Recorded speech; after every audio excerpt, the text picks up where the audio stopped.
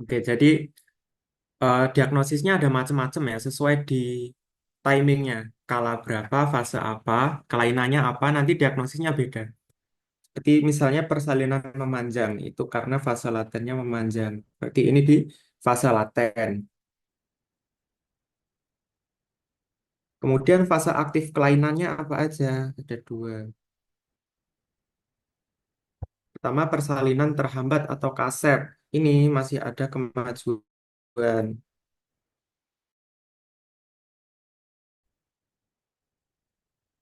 tapi lama.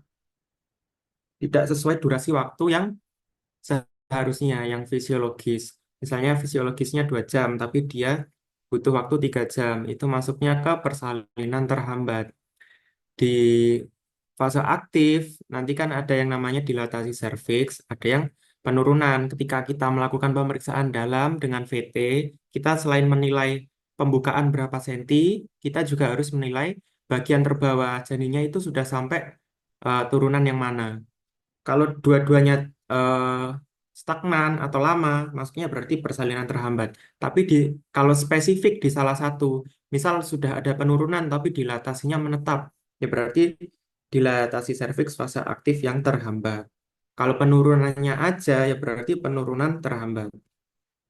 Kemudian ada yang namanya persalinan macet. Ini tidak ada kemajuan sama sekali. Jadi menetap di pembukaan 5 setelah dievaluasi sejam kemudian masih 5, tidak ada kemajuannya. Dilatasi serviks berhenti atau penurunannya yang berhenti sama sekali, misalnya macet di HOTS 2. Setelah berjam-jam dievaluasi kok penurunannya masih di HOTS 2, itu berarti penurunannya berhenti. Atau fase deselerasinya memanjang. Fase deselerasi kala aktif itu kan cuma butuh 1 senti ya, pembukaan 9 ke pembukaan lengkap. Kalau dia menetap di situ tidak sampai pembukaan lengkap, itu namanya fase deselerasi memanjang. Sedangkan kalau di kala 2, ada yang namanya persalinan lama atau kala 2 lama. Nah, penyebabnya apa? Ada yang namanya 3P. 3P itu P yang pertama power atau his, kemampuan kontraksi dari uterus. Hisnya itu harus adekuat. Adekuat itu yang bagaimana? Nah, bedakan his adekuat ketika fase laten. Fase laten itu bisa disebut adekuat cuma butuh 1 sampai 2 kali his per jam. Durasinya cukup 20 detik setiap munculnya his. Itu kalau masih di fase laten sudah cukup disebut adekuat. Tapi kalau sudah masuk fase aktif, penulisannya seperti ini. Jadi setiap 10 menit itu harus muncul 3 sampai 4 his dengan durasi masing-masing 30 sampai 40 detik. Baru bisa disebut hisnya itu adekuat. Kalau tidak adekuat, namanya apa? Inersia uteri. Jadi munculnya his itu tidak efektif. Entah durasinya yang terlalu singkat, entah jumlahnya yang nggak sampai fisiologis, itu namanya inersia uteri. Dan itu dibagi menjadi dua. Inersia uteri primer, kalau memang dari awal his tidak efektif. Sedangkan inersia uteri sekunder di awal sempat efektif, kemudian kemampuannya menurun. Nah, ini bisa terjadi karena kasus seperti CPD, Cephalopelvic Disproportion atau panggul sempit,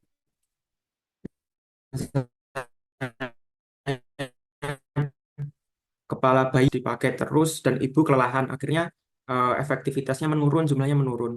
Itu namanya inersia uteri yang sekunder karena ibu kelelahan. Itu yang power.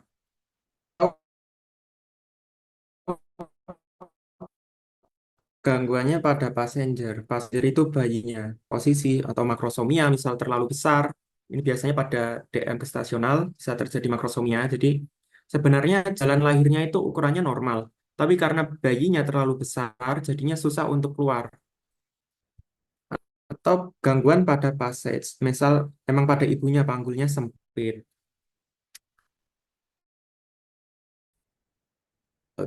CPD itu biasanya yang kemarin kita pelajari pakai konjugata diagonal, itu kalau kurang dari 12,5 masuk ke panggul sempit.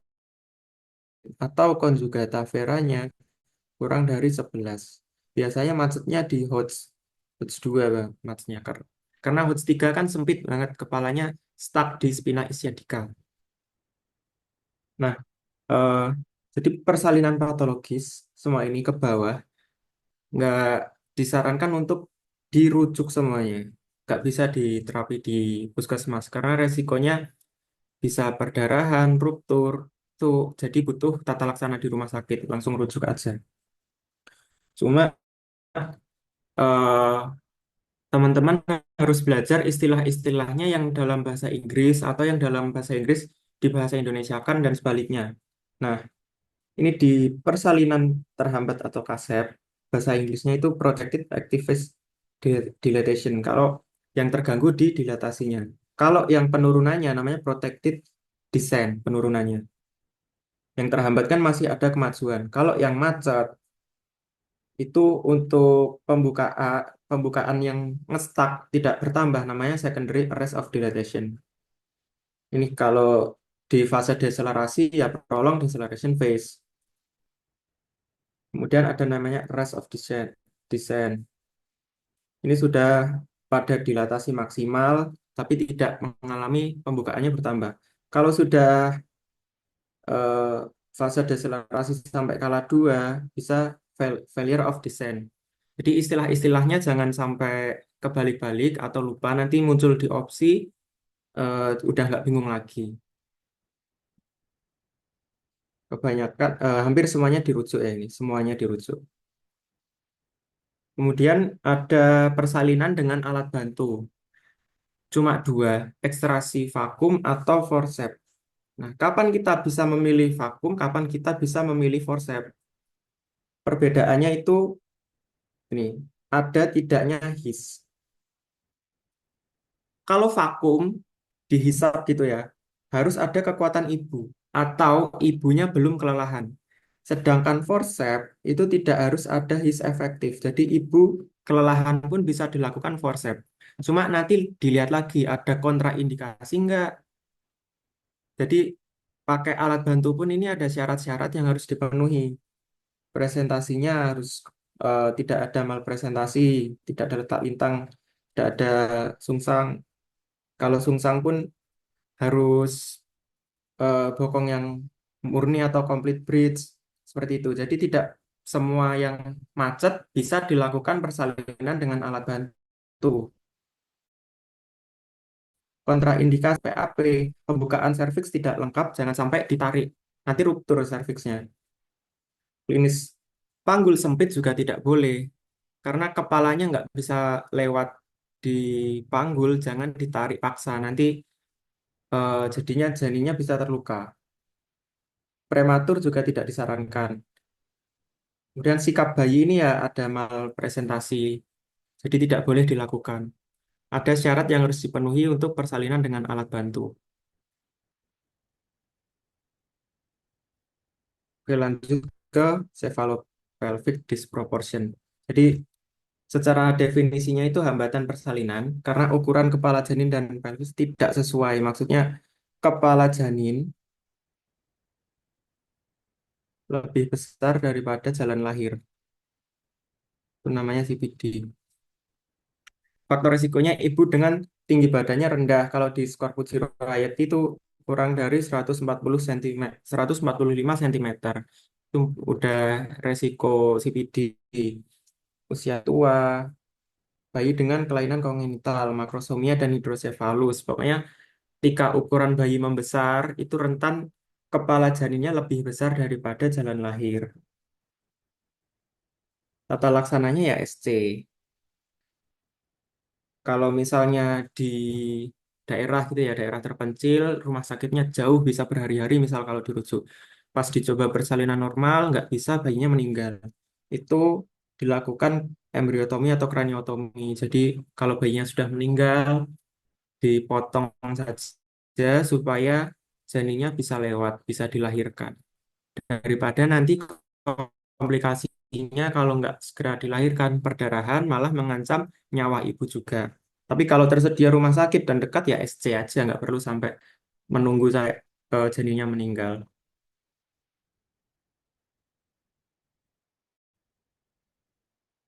Eh, Lanjut ke distosia bahu.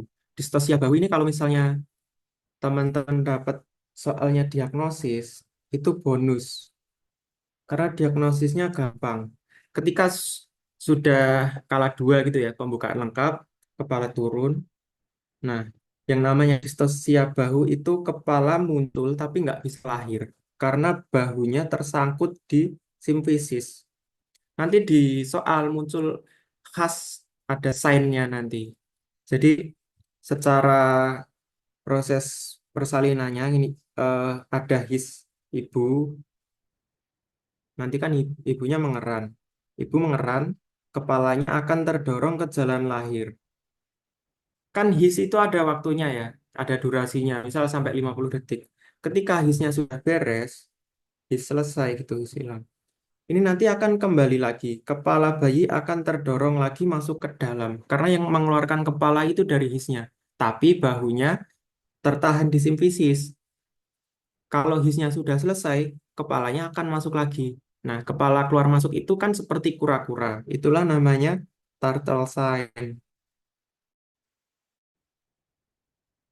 Nah, itu khas sekali pada distosia bahu. Jadi, tertahannya bahu depan di simfisis pubis. Jadi kesulitan untuk lahir. Faktor risikonya postmatur, obes pada ibu, makrosomia, riwayat distosia bahu sebelumnya, salinan lama, dan DM tidak terkontrol. Di kasus-kasus obgyn, faktor risiko itu sering sekali kejadian yang sama sebelumnya, entah itu distosia bahu, makrosomia, plasenta previa, dan lain-lain, pasti faktor risikonya kejadian yang sama di sebelumnya.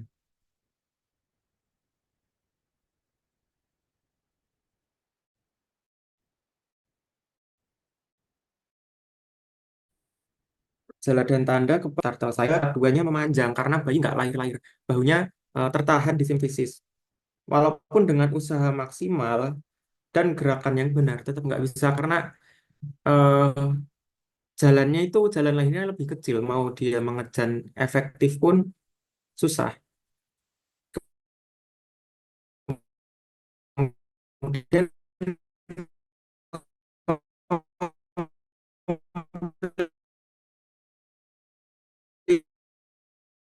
komplikasi yang bisa timbul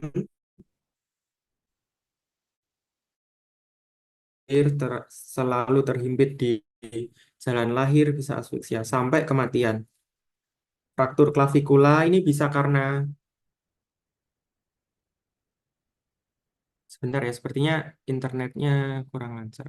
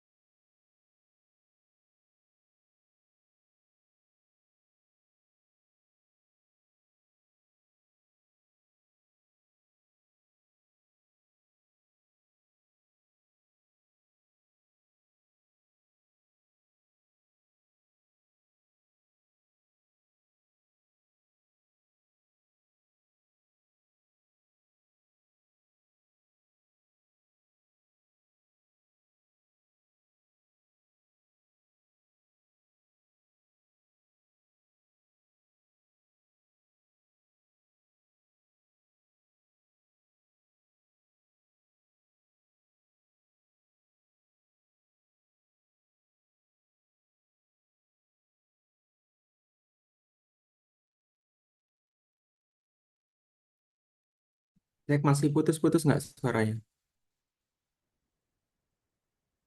Kalau nanti selama proses menjelaskan terus rasanya putus-putus langsung di chat aja ya, bilang nanti tak ganti sinyal. Sama aku lanjutin di slide ini dulu aja ya. Nah, jadi cara mendiagnosisnya gejala dan tanda seperti tadi, kepala bayi tampak keluar masuk.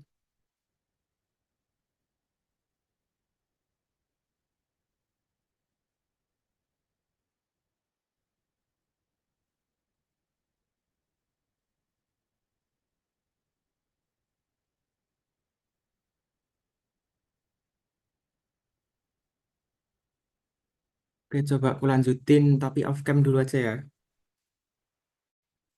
Nanti kalau putus-putus lagi coba chat aja, nanti aku ganti sinyal lagi. Jadi turtle sign ini kepalanya keluar masuk karena tidak bisa lahir karena bahu tertahan, sehingga kala dua memanjang. Jadi walaupun hisnya efektif, dia tetap tidak bisa lahir. Komplikasinya ada pada bayi, Earp palsy dan Klumpke-Passi, itu karena cederanya nervus di bagian servikal karena bahunya tadi terhimpit, kemudian asfiksia, kekurangan oksigen, dan bisa sampai kematian. Fraktur klavikula dan fraktur humerus ini yang klavikula bisa karena di manuver atau memang fraktur karena terlalu sempit. Perdarahan postpartum dan ruptur uteri ini pada ibu.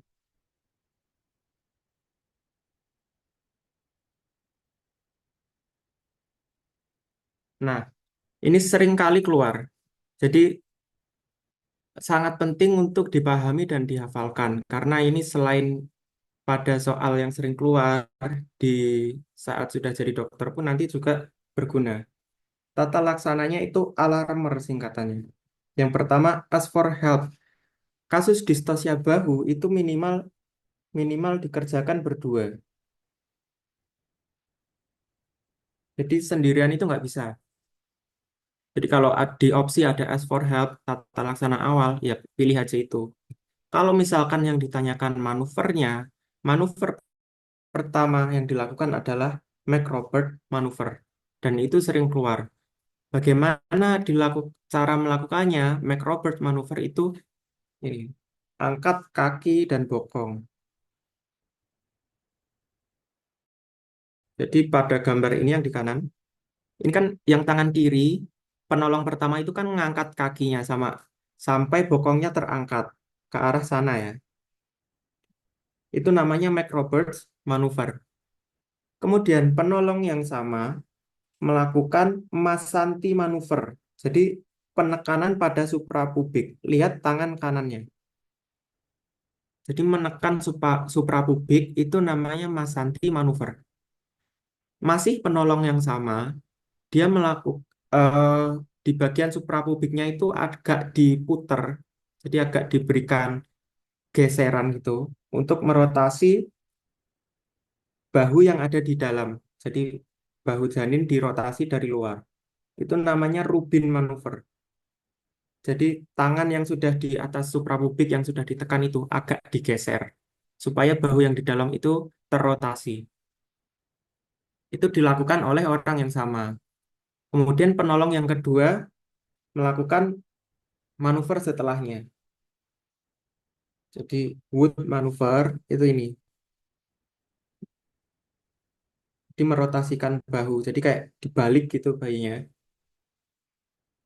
Kemudian removal posterior arm. Jadi dilahirkan salah satu dulu bahunya. Itu namanya Swartz maneuver. Jadi, nah itu kan bahunya udah lahir satu itu. Itu namanya Swartz maneuver. Kemudian supaya jalan lahirnya bertambah lebar, dilakukan episiotomi, digunting di arah jam 6. Arah jam 6. Perineum. Kalau dengan sampai episiotomi sudah bisa lahir, ya sudah cukup sampai situ. Tapi kalau masih belum lahir, dilakukan Gaskin manuver. Jadi ibunya berbalik, menungging bertumpu pada lututnya. Itu namanya Gaskin manuver. Yang sering ditanyakan itu manuver McRobert karena dia manuver pertama. Kemudian sama Masanti. Masanti itu penekanan pada suprapubik. Tujuannya ini gambar yang ini. Nah, ini kan ketahan bahunya. Kalau dikasih penekanan di sini, harapannya dia bisa membantu melewati suprapubiknya, tulang pubiknya. Itu Masanti manuver. Kalau bisa dihafalkan, tapi yang benar-benar harus melekat. Pertama itu S for help. Kalau manuver yang pertama kali adalah manuver macrobird. Sisanya tetap dihafalkan karena ini penting dan sering keluar.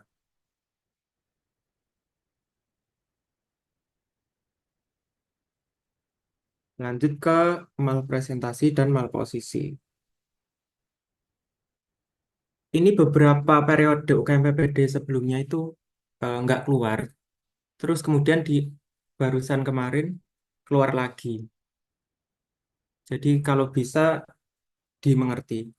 Karena ada, aku kasih tipsnya nanti biar gampang. Petal lay yang pertama. Ini letak biasanya namanya. Letak. Berhubungan aksis panjang janin dengan ibu. Maksudnya gini. Perut kan gini. Longitudinal itu maksudnya seperti ini. Jadi bayi itu membujur sesuai panjang perut ibu. Cuma belum tentu normal karena kan kepala bisa di bawah atau kepala bisa di atas. Tapi secara letak dia longitudinal. Oblik tuh miring seperti ini. Jadi ini longitudinal, ini oblik. Kalau lintang dia transverse seperti ini. Transverse. Nah, jangan sampai kebalik. Lintang itu yang transverse, sungsang itu adalah yang longitudinal tapi kepalanya di atas. Jadi jangan kebalik ya. Kemudian ada yang namanya presentasi. Presentasi itu adalah bagian janin yang paling dekat dengan jalan lahir. Misalnya, kalau yang paling dekat kepala ya berarti presentasi kepala. Kalau yang di paling bawah bokong ya presentasi bokong. Kemudian ada yang namanya posisi. Malposisi itu hanya disebut malposisi itu hanya pada presentasi kepala. Jadi bagian kepala mana yang jadi acuan gitu. Jadi kalau misal sudah malpresentasi, misal bokong, ya udah nggak mungkin malposisi nanti diagnosisnya sudah mentok di malpresentasi. Tapi kalau letaknya longitudinal, presentasinya kepala, dilihat dulu letak titik anatomisnya, apakah terjadi malposisi atau tidak. Fisiologisnya normalnya itu vertex ya. Normalnya posisi kepala yang sebagai acuan anatomis itu vertex. Vertex itu di antara fontanella anterior dan posterior yang tengah-tengahnya. Kalau yang jadi acuan oksiput itu berarti kepala yang belakang atau fontanella itu yang posterior atau ubun-ubunnya yang kecil, ubun-ubun kecil. Sedangkan lawan katanya itu adalah sinsiput. Itu berarti fontanella yang anterior, itu ubun-ubun yang besar. Jadi jangan bingung lagi. Misal ini kepala bayi ya, ini matanya, itu mulut. Nah, di sini ini ubun-ubun besar, fontanella yang anterior. Terus di sini ada fontanela lagi yang kecil,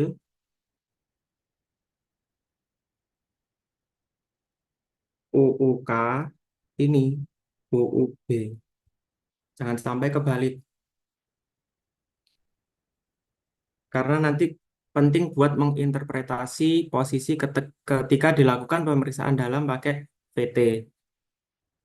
Oke, kita sementara lanjut dulu.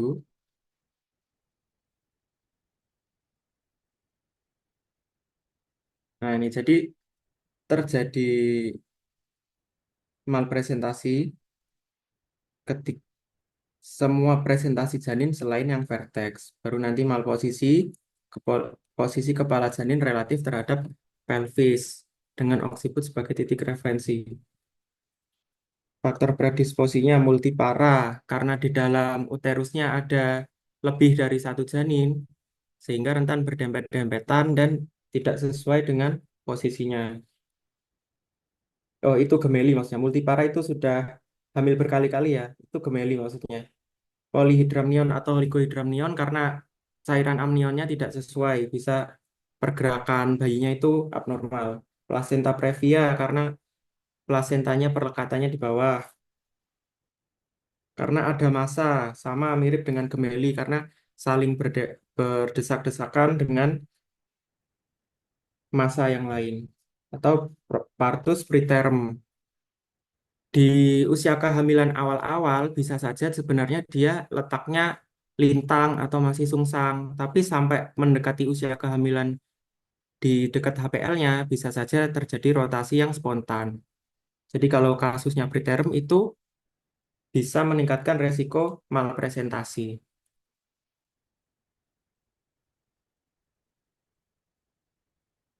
Nah, malpresentasi yang pertama itu dahi, presentasi dahi.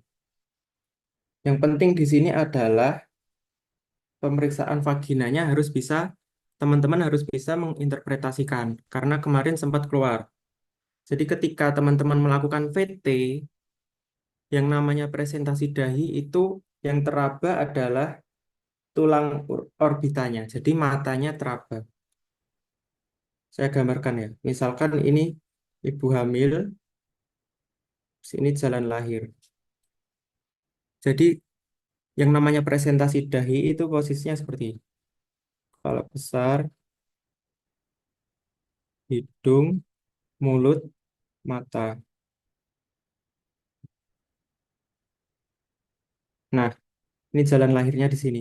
Ketika dilakukan VT, yang teraba adalah fontanela yang anterior atau ubun-ubun yang besar sampai matanya teraba, tapi tidak sampai teraba hidung, hidung yang bawah, mulut juga tidak teraba.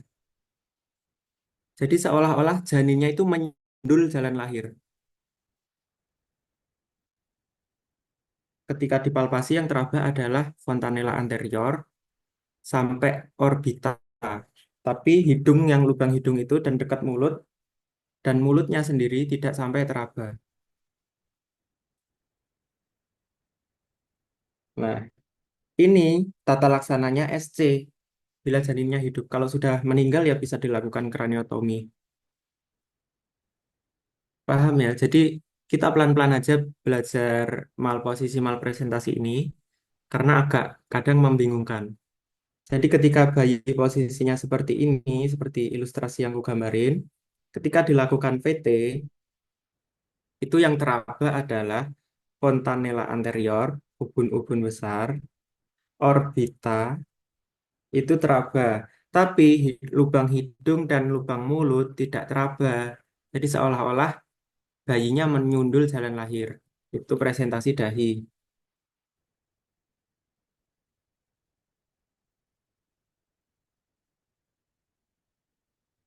Lanjut ke presentasi muka. Nah, kalau presentasi muka,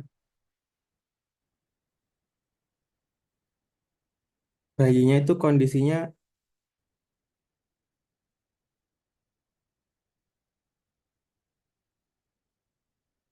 seperti ini. Jadi jalan lahirnya ini benar-benar mukanya yang paling bawah di mendekati jalan lahir. Jadi ketika dilakukan palpasi, maka Matanya ya teraba, orbitanya teraba, hidungnya teraba, mulutnya teraba, dagunya juga teraba.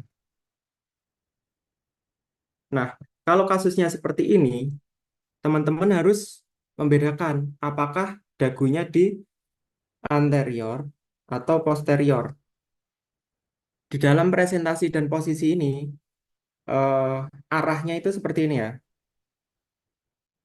Anterior itu ke arah anterior ibu. Jadi ke atas ini anterior. Posterior ke arah sini. Jadi kalau ilustrasiku ini dagunya ada di bawah, berarti dagunya posterior. Jadi lahirnya dengan SC. Tapi kalau misalnya di switch gitu muter, bayinya dagunya ada di atas atau anterior, itu masih memungkinkan pervaginam. Walaupun jika pembukaannya belum lengkap dan tidak ada kemajuan dilakukan SC juga. Pada pemeriksaan vaginal, muka dengan mudah teraba, teraba mulut, rahang, tulang pipi, orbita, sampai dagu. Pokoknya benar-benar seluruh muka itu teraba. Beda dengan dahi. Dahi itu ya fontanella anterior sampai mentok di orbita. Mulut sama dagunya tidak teraba.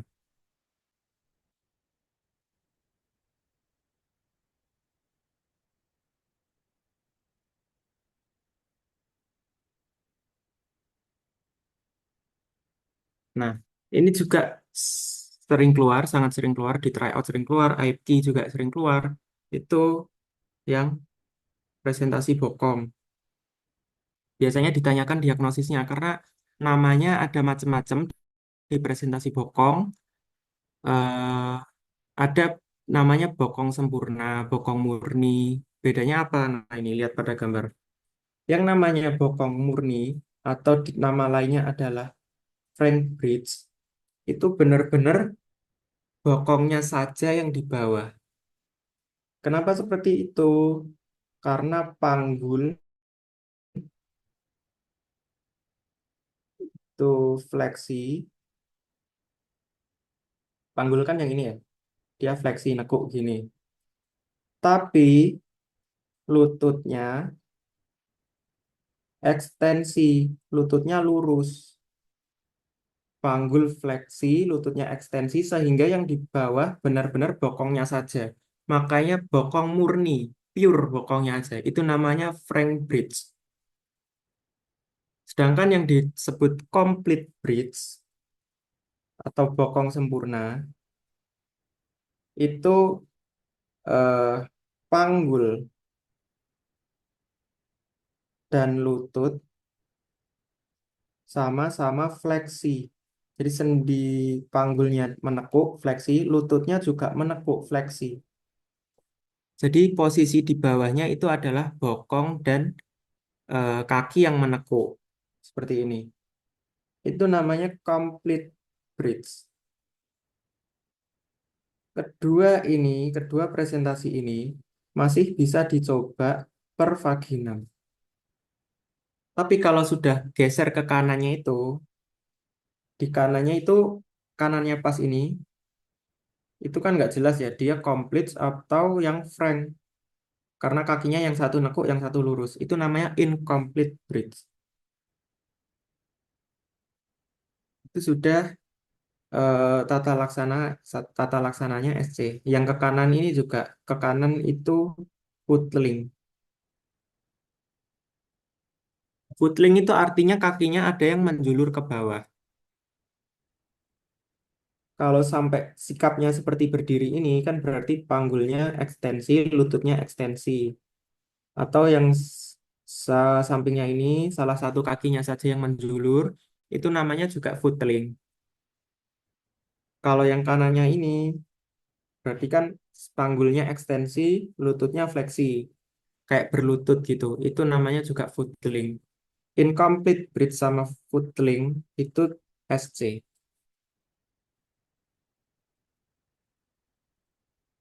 Jadi biasanya nanti Q and Clue pada soal itu lewat USG.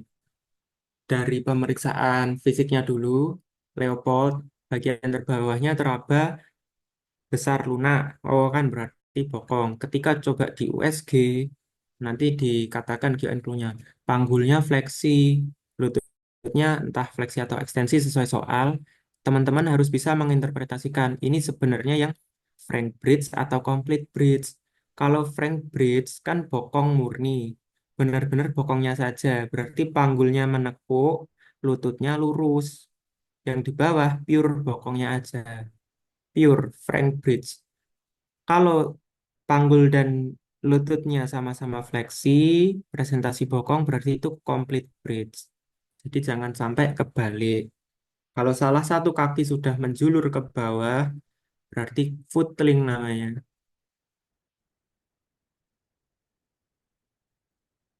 Biasanya ini pertanyaan diagnosis sih. Jadi harus jangan sampai kebalik-balik.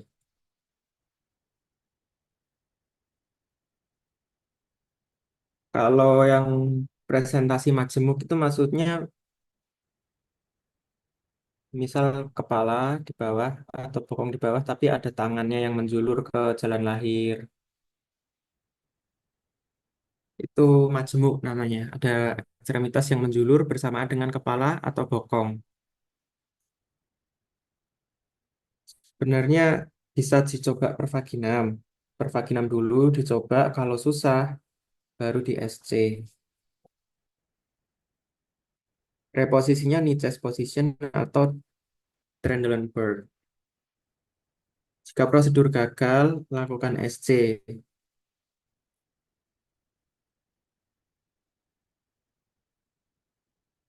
Nah, ini letak lintang, sumbu panjang janin teraba melintang. Jadi ketika dilakukan Leopold, di kanan kiri itu teraba kepala bokong, sedangkan di Leopold 1 dan 3 atau 4 itu nggak teraba apa-apa, teraba punggung atau kecil-kecil tangan. Jadi bentuknya melintang gini posisinya. Dulu masih bisa dilakukan versi luar, maksudnya diputer-puter lewat manuver di perut, ditekan-tekan supaya harapannya longitudinal gitu. Tapi sekarang sudah tidak disarankan karena resikonya bisa ruptur uteri. Maka lebih baik dilakukan SC saja.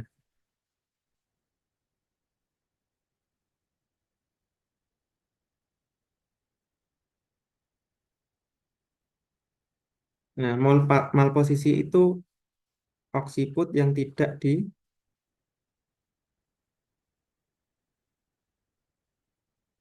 anterior.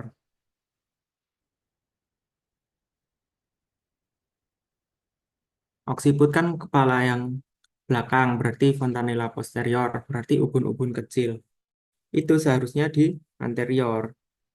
Karena kepala bayi awalnya posisinya seperti itu. Kalau di selain itu berarti terjadi malposisi atau oksiputnya tidak di anterior. Ini kan UUK di bawah, berarti UUK-nya di posterior. Berarti terjadi malposisi. Kalau ini oblik di posterior tapi agak miring. Kalau ini melintang, ada di kanan kiri. Malposisi sebenarnya semuanya bisa dicoba pervaginam karena 90% lebih dia bisa memposisikan kembali dengan normal secara spontan. Dia bisa pervaginam.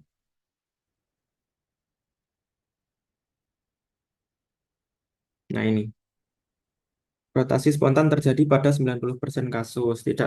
Nggak usah terlalu panik kalau ketemu kasus seperti ini. Kalau ada tanda lain, misal gangguan lain, macet entah karena CWD atau sudah sampai gawat janin ya SC.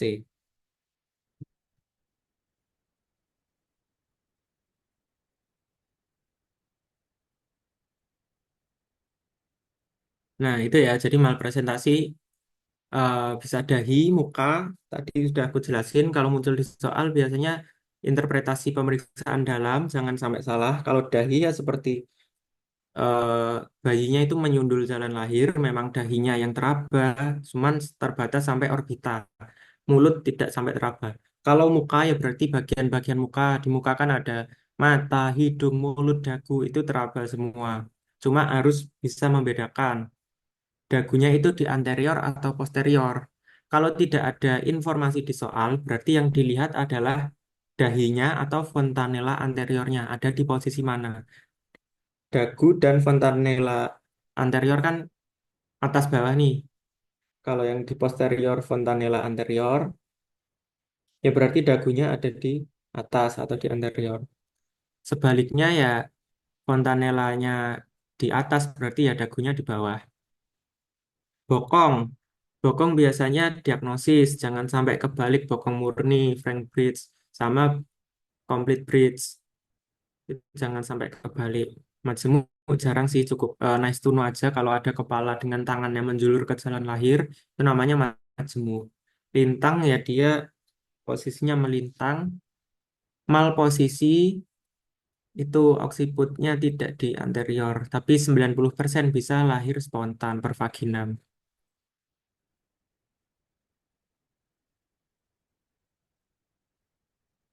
Prolap tali pusat ini seringnya diagnosis, tapi sempat keluar juga sekali itu treatmentnya. Kalau treatmentnya rujuk, kalau nggak ada opsi rujuk, biasanya tata laksana awal, TX yang awal. Kita bahas. Nah, prolaps tali pusat itu ada tiga. Apakah dia terlihat atau tidak? Yang paling bisa diagnosis di puskesmas ya sebenarnya yang terlihat atau teraba. Evaluasi lagi, apakah ketubannya masih intak atau sudah pecah? Kalau ketuban pecah, namanya tali pusat menumbung. Kalau ketubannya masih intak, namanya tali pusat terkemuka. Kenapa bisa menumbung? Karena kan gini nih, ketubannya pecah, bayi masih di dalam, belum keluar. Tapi tali pusatnya ini sudah keluar duluan. Yaitu namanya tali pusatnya menumbung karena ketubannya sudah pecah dan tali pusatnya di bawah, tali pusatnya keluar duluan, menumbung dia. Kalau tali pusat terkemuka, walaupun tali pusatnya di bawah, didorong kepala bayi ya masih di sekitar situ aja, di sekitar muka. Makanya terkemuka di sekitar muka bayi, tapi dia terlihat dan teraba. Kalau ada tali pusat yang di sekitar muka bayi tapi tidak terlihat teraba, jadi di sekitar sini, di bawah tapi nggak sampai dekat jalan lahir, itu namanya occult prolapse, tersembunyi, tali pusatnya tersembunyi.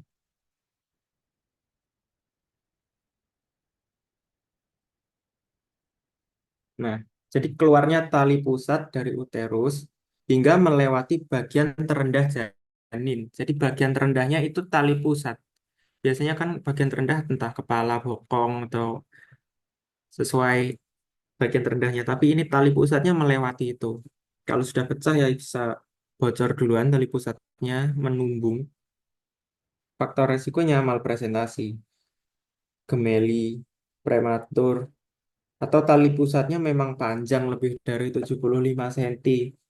Plasenta letak rendah karena penempelannya memang di bawah ya bisa menyebabkan resiko prolaps tali pusat lebih tinggi. Atau solusio plasenta sudah lepas duluan. KPD bisa resiko tali pusat yang menumbung. Nah, ini gambar yang lebih jelas.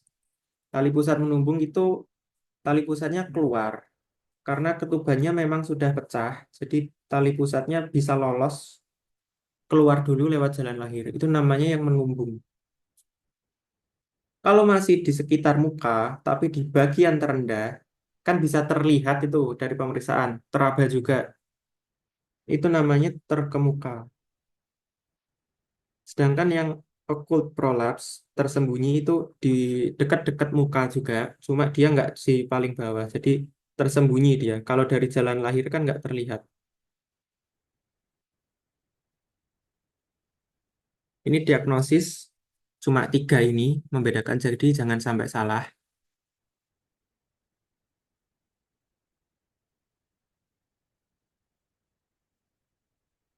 Nah, ini melihat diagnosisnya ya melihat tali pusat.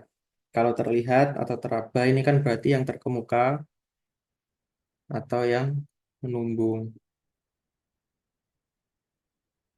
Kalau dari pemeriksaan tidak terlihat dan tidak teraba, tapi dilakukan pemeriksaan DJJ-nya kok irreguler, kemudian bradikardi janinnya, bisa jadi yang akut prolaps.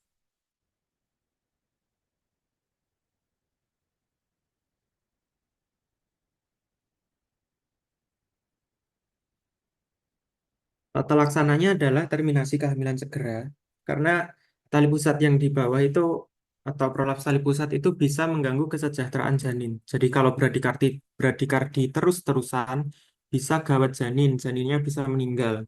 Maka sesegera mungkin lakukanlah terminasi kehamilan. Pervaginam hanya mungkin bila pembukaannya sudah lengkap, kalau sudah terlanjur lengkap. Kalau masih belum, ya segera rujuk buat SC.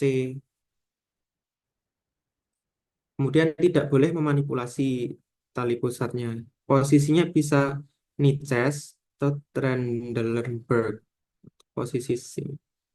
Jadi kalau pada opsi soal tata laksana awal ya posisikan Nices atau Trendelenburg dan segera rujuk.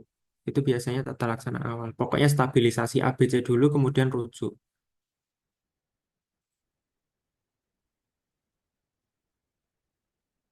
Berikan tokolitik untuk mengurangi kontraksi uterus. Pokoknya kalau belum pembukaannya masih belum lengkap, ditahan dulu, diberikan tokolitik, diposisikan, diberikan cairan, supaya nanti tata laksananya bisa di SC di rumah sakit rujukan.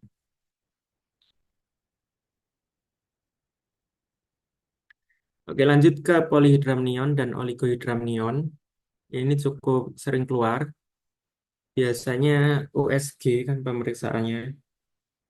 Dilihat nanti nilai AV-nya. Polihidramnion. Poli banyak, jadi terdapatnya cairan amnion dalam jumlah yang berlebihan. Jumlah cairannya lebih dari 2000 cc. Diagnosis pastinya dilakukan dengan pemeriksaan USG, dilihat AV-nya nanti. Lebih dari 25. Faktor predisposinya, ibu dengan DM, riwayat hidramnion sebelumnya atau dalam keluarga. Nah ini, eh, kalau di internasional kan AV-nya 24 batasnya, yang bawah 7. Tapi kalau di Indo pakai POGI itu 5 sampai 25 cm normalnya. Kalau kurang dari itu ya berarti yang oligo. Kalau lebih dari 25 yang sudah masuk ke polihidramnion. Nah, kalau bukan diagnosis yang ditanyakan, biasanya yang ditanyakan adalah kondisi kongenital pada janin yang bisa menyebabkan. Kalau polihidramnion itu disebabkan oleh atresia esofagus. Kenapa bisa terjadi? Karena kalau bayi masih di dalam uterus itu kan dia meminum cairan amnion, kemudian akan dikeluarkan lewat urin. Tapi ketika atresia esofagus, dia nggak bisa minum. Airnya tidak sampai tertelan. Akhirnya airnya menumpuk karena tidak diminum, airnya menumpuk. Jadilah polihidramnion. Sedangkan kalau agenesis renal bilateral itu terminum, terminum kan sudah sampai GI tract, diabsorpsi, amnionya sudah berkurang, tapi tidak bisa pipis atau tidak bisa BAK karena ginjalnya tidak ada. Jadi amnionya dikurangi karena diminum, tapi tidak dikeluarkan lagi. Makanya oligo kekurangan. Dilihatnya pakai USG, AV-nya normalnya 5 sampai 25. Kalau misalnya ada soal di UKM PPD, kok rasanya ukuran atau TFU dari uterus lebih kecil dari usia kehamilan. Kemudian dilakukan pemeriksaan USG, AV-nya masih 20. Apakah diagnosisnya kita paksa menjadi oligohidramnion? Jangan. karena belum tentu TFU kurang dari usia kehamilan itu merupakan oligohydramnion. Masih ada kemungkinan lain, IUGR misalnya. Amnionnya normal tapi janinnya yang tidak berkembang dengan baik, janinnya yang kecil, berarti belum tentu oligohydramnion. Next, vaksinasi dalam kehamilan. Paling sering sih tetanus ya. Walaupun di dalam kehamilan itu selain tetanus juga boleh diberikan flu. Tapi yang di UKM PBD biasanya yang ditanyakan tetanus karena resikonya besar habis melahirkan gitu, entah tetanus di ibu atau pada anaknya. Jadinya yang dipertanyakan adalah tetanus, selalu tetanus. Nah ini juga berkaitan dengan ANC kemarin di bagian merupakan bagian dari 10T diberikan vaksin tetanus pada awal kunjungan ANC yang pertama. Kemudian kan diberikan 5 kali. Yang kedua kapan? 4 minggu setelah pemberian imunisasi yang pertama.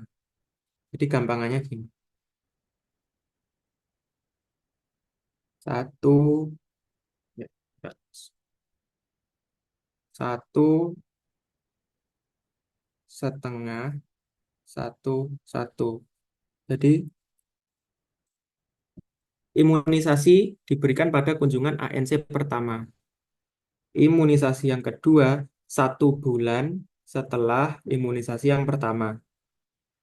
Kemudian yang ketiga diberikan 6 bulan atau setengah tahun.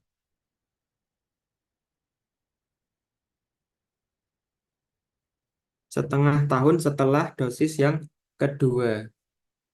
Kemudian yang keempat diberikan 1 tahun setelah yang ketiga. Yang kelima diberikan 1 tahun. Jadi timelinenya adalah sesuai dengan pemberian imunisasi yang sebelumnya.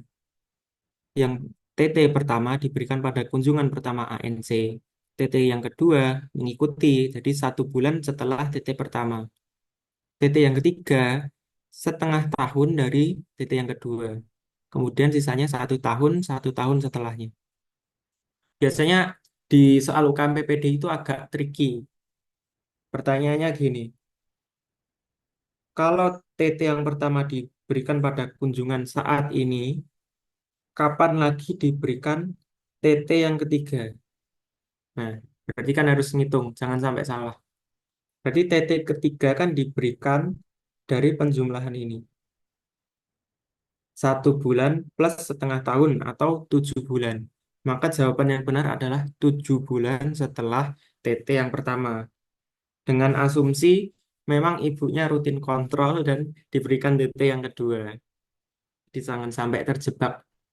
Karena pemberian imunisasi tetanus ini mengikuti pemberian dosis sebelumnya dan sebelumnya.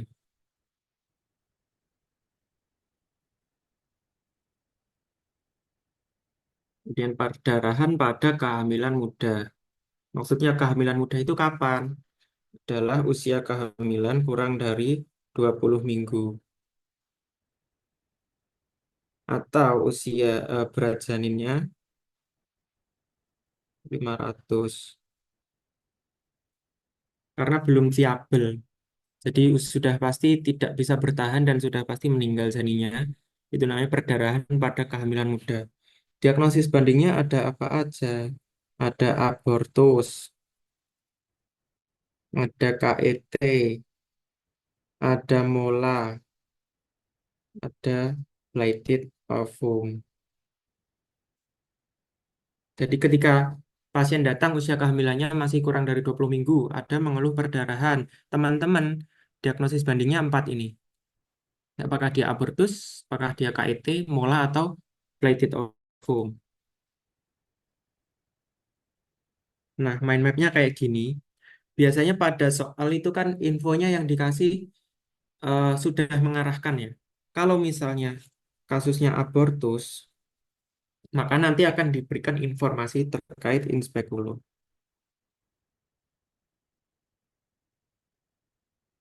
Inspekulo fokusnya nanti ke porsionya. Nah, ada soal perdarahan, kok fokusnya ada informasi in spekulo dan porsionya terbuka atau tertutup. Teman-teman sudah boleh mikir, lah ini berarti mungkin abortus. Kalau ada tanda infeksi, berarti abortus yang septik. Cuma seringnya biasanya yang infeksinya nggak ada. Karena lebih susah yang tidak ada infeksi dengan diagnosis banding yang lebih banyak. Kemudian kalau frekuensinya lebih dari 3 kali, itu namanya adalah abortus habitualis. Penyebabnya adalah inkompetensi serviks. Jadi ini DX-nya, ini etiologi. Tapi ini jarang keluar juga karena jadi soal bonus nanti. Yang seringnya adalah yang ini. Tidak ada tanda infeksi dan frekuensinya kurang dari 3 kali. Nah, masih ada 4 kemungkinan diagnosis banding. Teman-teman itu harus fokus baca di situ. Apakah porsionya terbuka atau porsionya tertutup? Kalau porsio terbukanya dan ada jaringan di situ, namanya abortus incomplete. Kalau porsio terbuka tapi tidak ada jaringan, namanya abortus insipient. Jadi kalau sudah ada jaringan yang keluar, itu namanya incomplete. Kalau belum ada, masih proses OTW, abortus incipient. Kalau pas di inspekulo porsionya tertutup, dilihat dulu apakah ada DJJ. DJJ-nya kalau masih ada, berarti kan janinnya masih hidup. Itu berarti abortus yang imminence. Jadi cuma ancaman aja. Belum sampai ada yang keluar, janinnya juga masih hidup, itu abortus iminen. Kalau tertutup porsionya dengan DJJ sudah tidak ada, artinya kan janinnya sudah meninggal. Itu namanya miss abortion.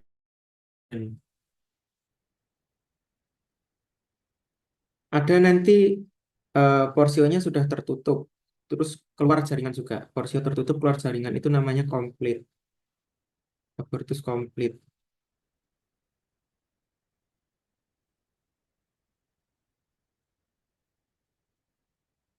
Itu yang abortus. Kemudian kalau misalnya dikasih infonya terkait yang lain kayak misal mola, itu nanti di soalnya informasinya adalah mual muntahnya hebat.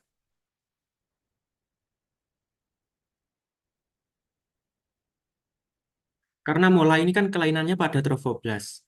Trofoblast menghasilkan HCG. Kalau beta HCG-nya berlebihan, mual muntahnya juga hebat. Karena yang bertanggung jawab atas mual muntah kan tingginya beta HCG. Makanya pada mola gejalanya mual muntah hebat. Terus dilihat TFU-nya. Bisa jadi lebih dari usia kehamilan. Kalau misalnya dia molanya komplit, karena trofoblast itu sifatnya dia membelahnya itu cepat. Kemudian beta HCG-nya tinggi, beta HCG berlebihan. Nah, dari USG itu nanti teman-teman harus membedakan yang komplit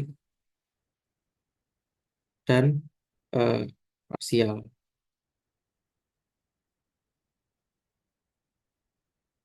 Kalau di USG ada fetusnya, jadi setengah-setengah nih, 50-50. Ada fetusnya, ada. Molanya juga ada, berarti mola parsial. Atau nanti yang terbaca adalah honeycomb appearance. Kalau di USG fetusnya tidak ada sama sekali, berarti full mola. Namanya kan mola komplit berarti. Itu gambaran USG snowstorm atau seperti badai salju karena full dia yang ada di dalam uterus adalah molanya aja. Kemudian setelah dikuret, setelah diambil mola-molanya, pas dievaluasi HCG-nya menetap. Ya, harus curiga adanya koriokarsinoma. Jadi proses pembelahan trofoblast itu tidak berhenti dengan kehamilan yang sudah diterminasi. Artinya terdapat proses keganasan di situ. Oke, next. Selain mola ada KET. KET itu ada triasnya. Nyeri perut, perdarahan, dan shock. Boleh itu teman-teman langsung berpikirnya ke arah KIT dengan informasi beta HCG-nya positif.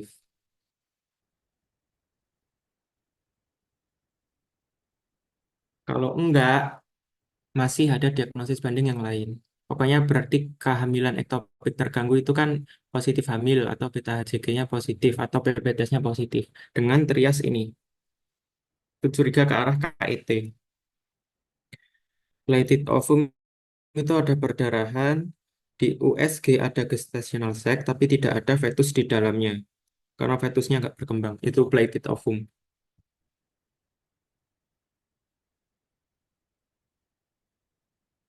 Oke, lanjut dulu. Yang pertama adalah abortus. Tadi sudah saya jelaskan terkait mind map-nya.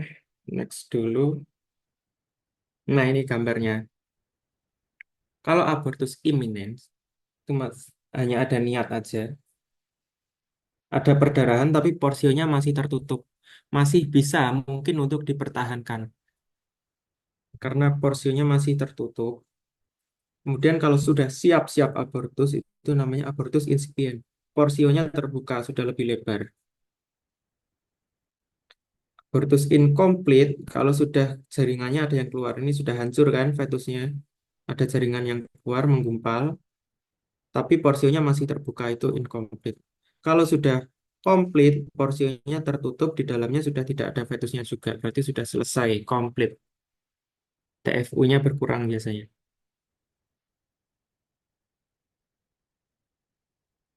Nah, ini yang abortus imminens. Artinya eh, penanganannya itu tetap dipertahankan dulu. Karena porsionya tidak terbuka, bisa diberikan suplementasi progesteron. Pada yang kasus resikonya tinggi atau riwayat abortus sebelumnya. Jadi ditambahkan progesteron supaya kondisi uterusnya lebih stabil dan tidak gampang berkontraksi. Kemudian di ekspektatif saja, aktivitas fisiknya dikurangi, bed rest, jadi bisa dipertahankan. Sedangkan kalau sudah abortus insipient, itu sudah harus dievakuasi.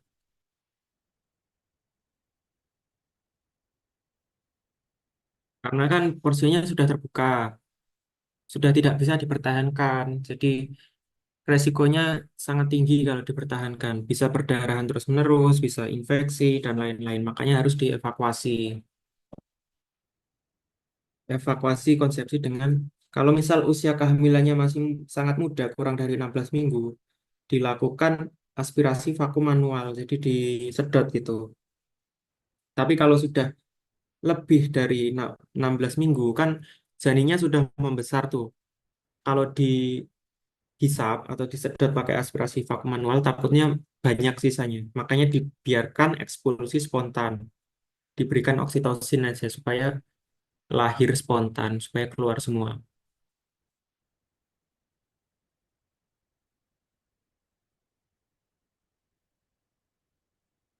Kemudian untuk yang incomplete, kurang lebih sama, usia kehamilan kurang dari 16 minggu.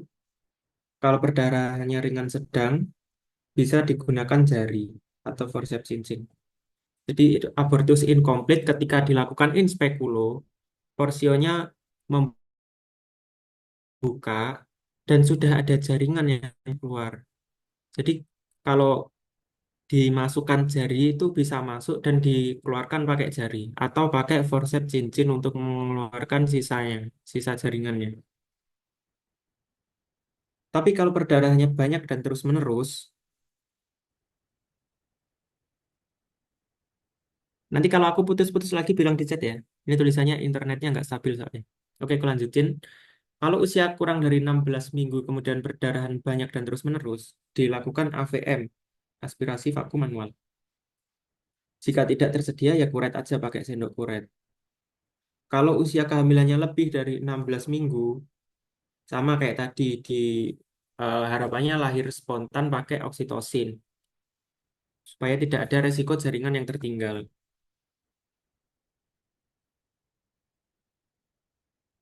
Baik, kalau abortusnya komplit tidak perlu evakuasi jaringan karena sudah keluar semua. Cek HB-nya apakah terdapat anemia setelah 2 minggu. Nah, bagaimana dengan kasus misabortion? Kalau misabortion ini khusus ya, karena eh, tidak ada jaringan yang keluar. Artinya janin itu masih full di dalam uterus, cuma sudah meninggal. Nah, itu batasnya adalah 12 minggu. Usia kehamilan kurang dari 12 minggu boleh di AVM. Tapi kalau usia kehamilannya lebih dari 12 minggu, pastikan serviksnya terbuka. Bila perlu diberikan pematangan serviks supaya terbuka untuk dilakukan uretase. Kalau sudah lebih dari itu, ya evakuasinya dengan infus oksitosin diharapkan lahir spontan lagi. Pokoknya kalau sudah di atas 16 minggu, kasus-kasus abortus itu diharapkan lahir spontan, diinduksi pakai oksitosin.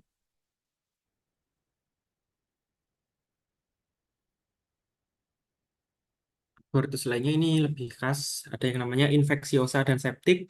Abortus infeksiosa itu kalau kasus abortus disertai dengan infeksi genitalia lokal. Jadi terjadi abortus terus infeksi pada vulvovagina, misal vulvovaginitis. Itu namanya abortus infeksiosa. Sedangkan yang septik itu lebih berat karena sudah lebih sistemik infeksinya.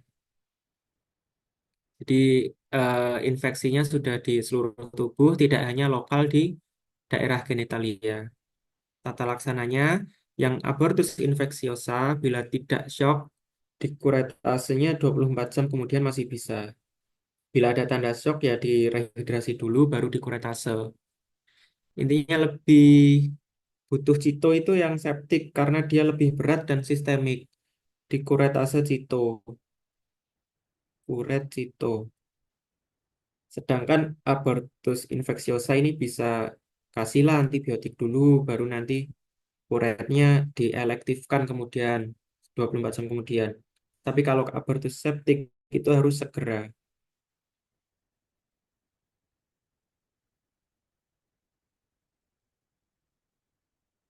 Oke, lanjut abortus habitualis itu abortus spontan terjadi berturut-turut 3 kali atau lebih. Jadi hamil saat ini baru 10 minggu abortus, nanti abortus lagi itu namanya abortus habitualis. Dan etiologinya bisa karena genetik, hormonal, infeksi, inkompetensi serviks, atau kasus autoimun. Kalau ada autoimun pada ibu hamil kan ya yang diserang janinnya bisa terjadi abortus habitualis. Misalnya pada kasus antifosfolipid syndrome itu abortus habitualis. Nah ini inkompetensi serviks sempat keluar. Jadi maksudnya adalah dia secara anatomis panjang atau diameter lingkarannya itu lebih kecil. Sehingga ketika proses kehamilan, serviksnya itu tidak bisa menahan. Akhirnya dia terbuka spontan dan terjadi abortus. Karena dia kelainannya secara anatomis, makanya ya setiap kehamilan nanti cenderung abortus. Makanya terjadi abortus habitualis. Bisa 3 kali atau lebih abortusnya. Karena kelainan anatomi atau paparan hormonal sejak dini, misalnya estrogen dari kecil gitu ya. Gangguan kolagen, trauma pada serviks. Jadi normalnya anatomi serviks itu panjangnya 3 sampai 4, diameternya 2,5.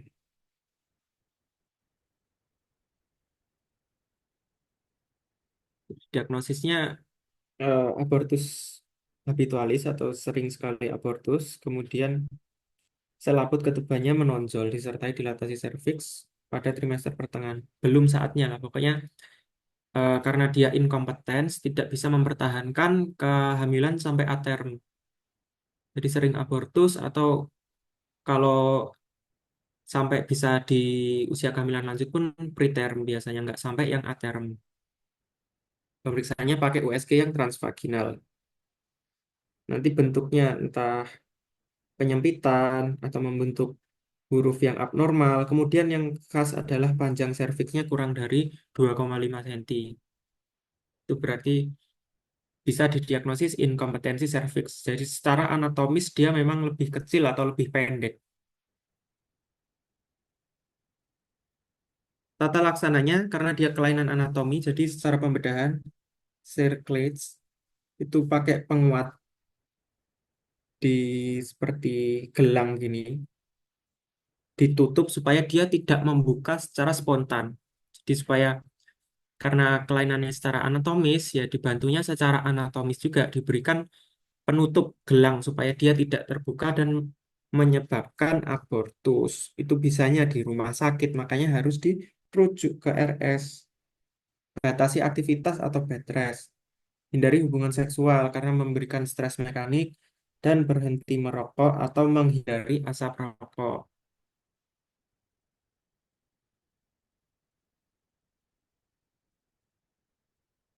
Nah, ini abortus tadi, kalau masih imminence atau belum terbuka, masih bisa konservatif, bed rest, atau boleh ditambahkan progesteron. Progesteron. Kalau insipien sampai yang sisanya ke sana yang sudah terbuka semua, itu harus dievakuasi, jaringannya dikeluarkan supaya tidak terjadi perdarahan yang berkelanjutan atau terjadi infeksi karena sudah ada port di entry untuk bakteri masuk ke uterus. Jadi harus segera dievakuasi. Untuk timelinenya tadi sudah kurang lebih kalau kurang dari 16 minggu di AVM atau di kuret, kalau sudah lebih dari 16 minggu diinduksi oksitosin supaya bisa ekspulsi spontan. Kalau ada abortus septik, obatnya ini. Di kasus obstetrik dan ginekologi itu antibiotiknya kebanyakan ini. Ampicillin, gentamicin, metronidazole. Jadi ampicillinnya 2 gram.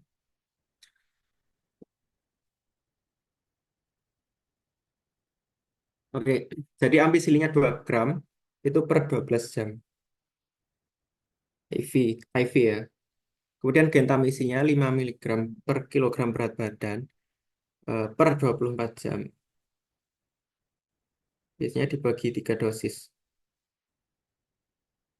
Kemudian metronidazolnya 500 miligram per 8 jam. IV semua ya ini. Nah, kalau kalian ketemu soal-soal infeksi sistemik yang butuh antibiotik IV, ya carilah tiga ini di opsi. Kebanyakan ini aja kok, ampicillin, gentamicin, metronidazole. Ampicillinnya 2 gram, metronya 500 miligram, gentamicinnya 5 miligram.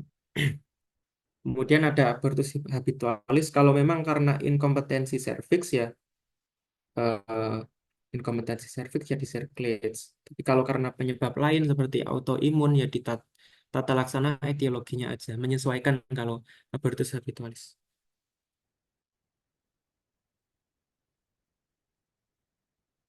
Next, lanjut ke KET. Biasanya ditanyakan diagnosisnya. Ada triasnya tadi ya, sesuai trias.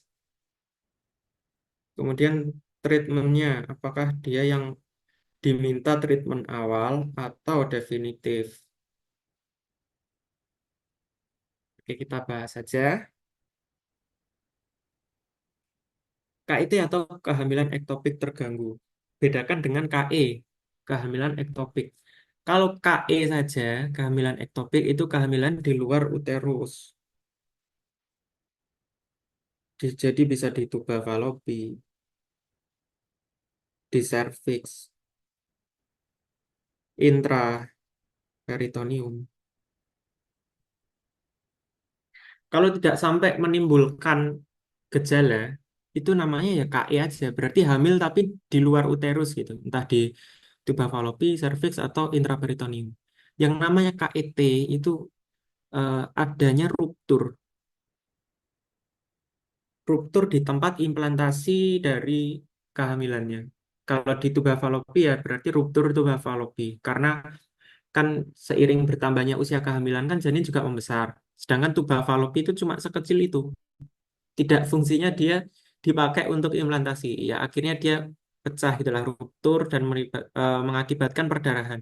Itu namanya KET. Jadi sudah sampai perdarahan masif dan nyeri abdomen akut.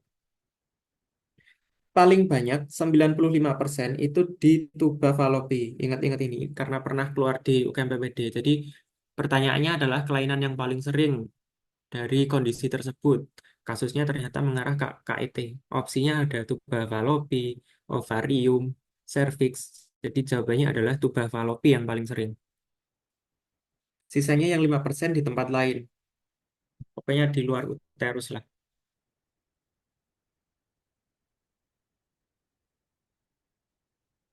Nah, ini faktor predisposinya karena ada riwayat KET sebelumnya.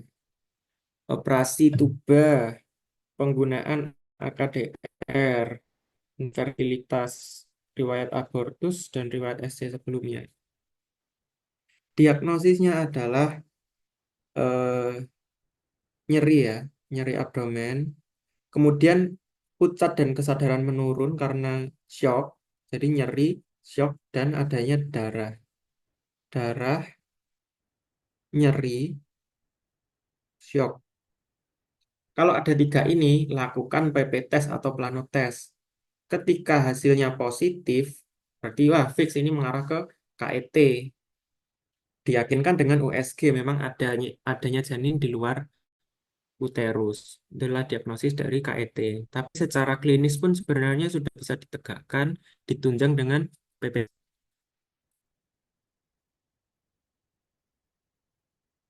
Nah, ini eh, konfirmasi kehamilan pemeriksaan PP test itu. Kemudian USG fast ini untuk menilai perdarahan yang di dalam abdomen. Dan seberapa banyak sih cairan yang terbuang untuk dilakukan resusitasi. Kemudian lokasi kehamilannya itu pakai transvaginal USG.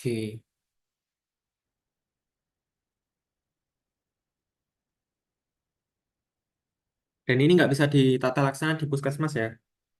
Jadi kasus KET itu wajib rujuk ke RS.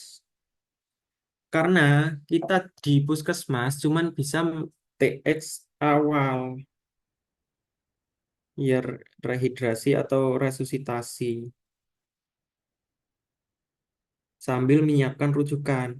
Dirujuk untuk ditata laksana definitif, yaitu laparotomi eksplorasi. Dibuka tuh, harus dioperasi perutnya dibuka, dinilai apakah terdapat kerusakan yang hebat. Kalau ada kerusakan hebat, berarti terpaksa harus diangkat tuba falopinya. Karena nggak mungkin direkonstruksi, daripada perdarahan berkepanjangan makin banyak, ya harus diangkat. Kalau masih rusak ringan, bolehlah di salpingostomi aja, nggak perlu diangkat.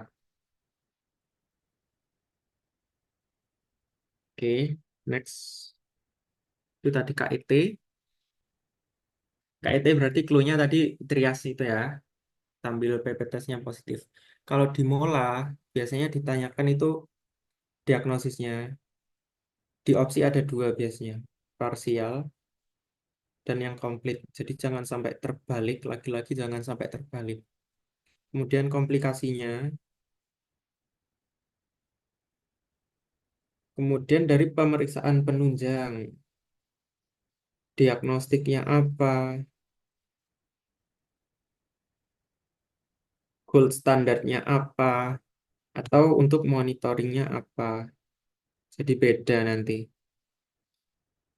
Kemudian treatmentnya biasanya ditanyakan.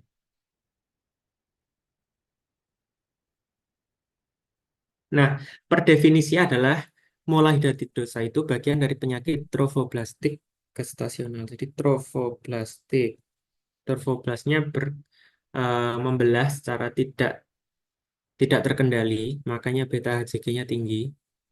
Karena trophoblas kan menghasilkan beta HCG. Faktor risikonya, kehamilan terlalu muda atau tua, riwayat mola sebelumnya, dan ada beberapa penelitian itu katanya ada karena penggunaan kontrasepsi yang oral. Nah ini, wajib bisa membedakan. Kapan disebut mola komplit, kapan disebut mola parsial. Jadi di mola komplit itu tidak ada janin sama sekali di dalamnya. Full trophoblast aja yang membelah secara tidak terkendali. Sedangkan di mola parsial itu janinnya ada. Di 50-50. Ini ada setengahnya janin dan setengahnya adalah mola. Karena kejadian ini, kalau tidak ada janin di dalamnya, mola itu berkembang tidak terkendali sehingga TFU-nya lebih dari usia kehamilan. Karena sifatnya sangat eh, proliferatif ya, jadi dia membelah terus ukurannya jadi besar. Belum sampai usia kehamilan 20 minggu, tapi TFU-nya sudah lebih dari pusat. Nah, itu dengan klinisnya mual muntah hebat, beta HCG-nya sangat tinggi. Nah, berarti curiganya ke arah mola yang komplit. Tapi kalau TFU-nya sesuai usia kehamilan atau justru malah lebih kecil dari klinisnya ke arah mola, mungkin saja ini parsial. Nah, kalau ragu-ragu, pastikan dengan USG. Biasanya kalau di UKM PPD sih, USG sih ya, dikasih ini ya, appearance-nya. Kalau honeycomb, itu yang parsial, ini honeycomb. Tapi kalau snowstorm itu yang komplit. Jadi kayak badai salju, kayak bayangkanlah badai itu sesuatu yang wah gitu ya. Makanya itu yang mulai yang komplit. Jadi jangan sampai kebalik. Kalau honeycomb yang parsial, biar nggak kebalik, anggaplah snowstorm itu yang wah, molanya berarti yang banyak, berarti mola yang komplit. Kalau yang mola parsial, penampakannya honeycomb appearance supaya tidak terbalik.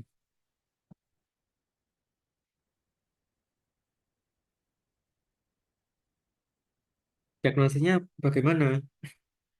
Kalau dari klinisnya ya mual dan muntah yang hebat. Bisa perdarahan lah. Jelas ini em, karena perdarahan di kehamilan muda ya. Ukuran uterus lebih besar.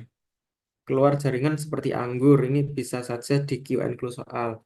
Seperti anggur ya, karena trophoblastik itu bulat-bulat kecil-kecil itu kayak anggur, tapi tidak ada janinnya. Takikardi karena beta HCG itu bisa meningkatkan hormon tiroid, jadi takikardi dapat dibantu dengan USG. Dan ini tidak boleh ditata laksana di vaskes pertama, harus dirujuk ke vaskes yang lebih lengkap.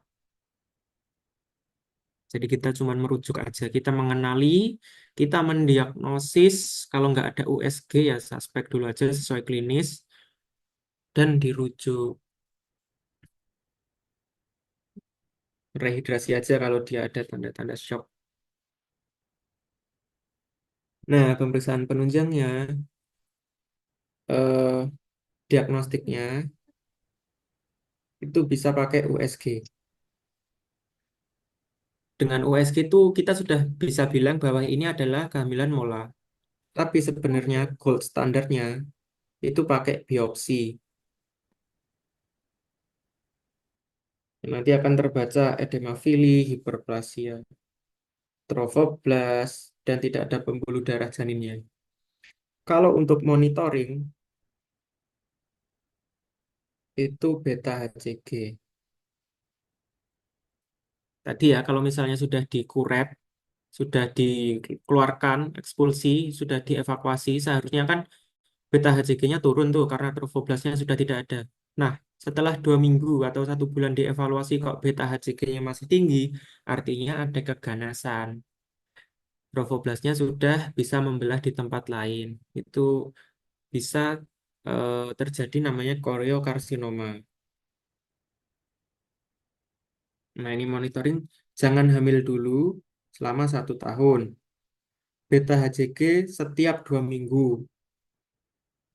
Bila HCG terus menetap atau naik 2 kali pemeriksaan, rujuk ke RS tersier. Karena ini kasusnya sudah kompleks dan harus dirujuk, bisa terjadi eh, koriokarsinoma dan membutuhkan kemoterapi. Nah, ini koriokarsinoma. Jadi dia adalah keganasan yang melibatkan sinsio, sinsisio dan sitotrofoblast. Terdapat dua jenis gestasional ini karena kehamilan mulai itu tadi, kemudian lanjut ke karsinoma, atau tidak ada riwayat hamil sebelumnya, tapi tiba-tiba terjadi koriokarsinoma. Berarti itu yang non gestasional. Paling sering adalah yang gestasional. Yang ini jarang yang non gestasional. Gejala dan tandanya perdarahan uterus abnormal, kemudian hipertiroid karena bisa meningkatkan tiroid, dan gejala metastasis sesuai di tempat metastasisnya. Stagingnya nggak perlu ya, terlalu spesialistik, nice to know aja. Pemeriksaannya pokoknya beta HCG-nya sangat tinggi, kemudian histopatologinya terdapat gambaran pilus. Hmm.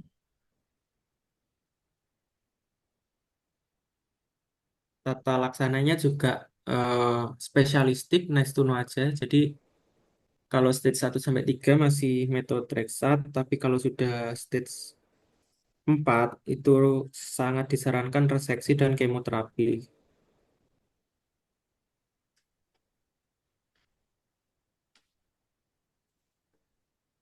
Oke, lanjut ke blighted ovum. Per definisi blighted ovum itu sebenarnya sudah adanya fertilisasi dari sperma ke ovum. Sudah ada blastokista dan dia sudah implantasi di endometrium.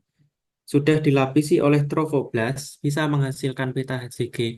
Namun setelah terbentuk gestational sac, tidak ada perkembangan pada janin. Jadi cuma implantasi, disiapkan rumah atau gestational sac, lah orangnya nggak ada. Itu namanya blighted ovum. Jadi ada gestational sac tanpa adanya dari janinnya. Planotes bisa positif, tapi pas di USG, gestational sac isinya kosong. Tidak ditemukan embrio pada USG. Etiologinya bisa karena kelainan kromosom atau kelainan anatomi. Gejala tandanya kayak orang hamil pada umumnya, kemudian perdarahan, bisa timbul nyeri, bisa tidak. Beta HCG-nya positif tapi tidak terlalu tinggi. Karena ketika trofoblast adanya kan di awal-awal aja, tapi dia tidak berkembang, tidak ada embrio yang berkembang, ya beta HCG-nya stop, cenderung turun. USG untuk menentukan ada tidaknya embrio di dalam gestational sac.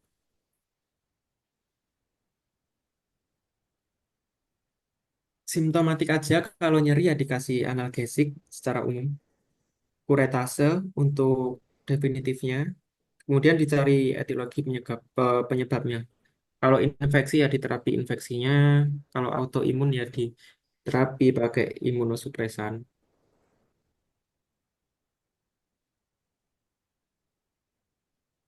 Perdarahan pada kehamilan muda intinya ada 4 ini dan ada tanda-tanda khasnya masing-masing.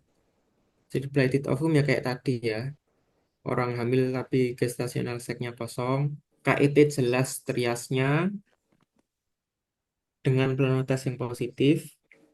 Ya, terapi awalnya resusitasi, definitifnya laparotomi eksplorasi. Penting banget ya. Nanti sering keluar ini. Yang awal resusitasi dulu. Jangan sampai salah. Kalau TX awal selalu stabilisasi ABC. Kemudian mola diagnosisnya jangan sampai kebalik yang parsial sama yang komplit. Yang komplit karena wah berarti snowstorm, badai gitu ya pada USG-nya. Kalau parsial berarti yang honeycomb. Sedangkan abortus ini ada macam-macam, jangan sampai kebalik-balik. Eh, ini yang empat ini imminent, incipient, incomplete sama complete jangan sampai salah.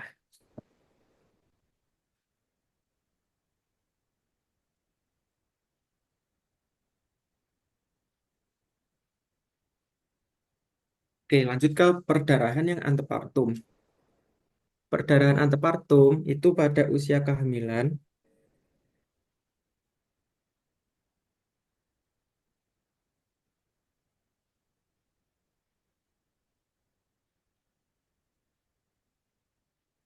sebentar.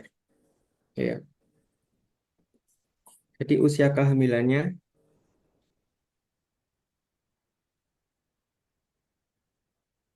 Nah, jadi perdarahan antepartum berbeda dengan perdarahan yang pada kehamilan muda. Ini usia kehamilannya sudah lebih dari 20 minggu. Dan ini diagnosis bandingnya sudah sangat berbeda daripada yang kehamilan muda. Caranya gimana? Cara cepatnya, cara pola berpikirnya, mind mapnya. Jadi kalau ada perdarahan di usia kehamilan dari 20 minggu, dilihat dulu apakah terdapat nyeri perut atau tidak. Karena itu, misal nyeri perut, itu arahnya ke dua, antara ruptur uteri atau solusio plasenta. Ruptur uteri ada tanda khasnya, bundle ring. Bundle ringnya positif. Jadi perut pada umumnya kan seperti ini. Bundle ring itu akan menyebabkan cekungan di perut. Itu namanya bundle ring. Itu berarti mengarah ke ruptur uteri. Perdarahan di usia lebih dari 20 minggu, kemudian nyeri hebat, dan ada bundle ring di perut, berarti mengarah ke ruptur uteri. Nanti ada tanda-tanda lainnya dijelaskan setelah ini. Kalau nyeri tidak ditemukan bundle ring, berarti dia curiganya ke arah solusio plasenta. Pasien datang, perdarahan usia kehamilan lebih dari 20 minggu. Tidak ada nyeri.